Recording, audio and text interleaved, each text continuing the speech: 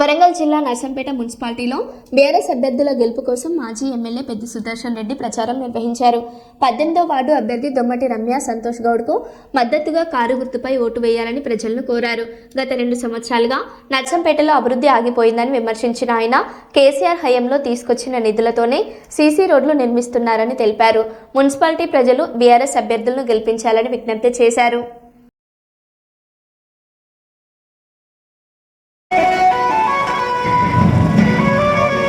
नमस्ते सर, अभिनीर।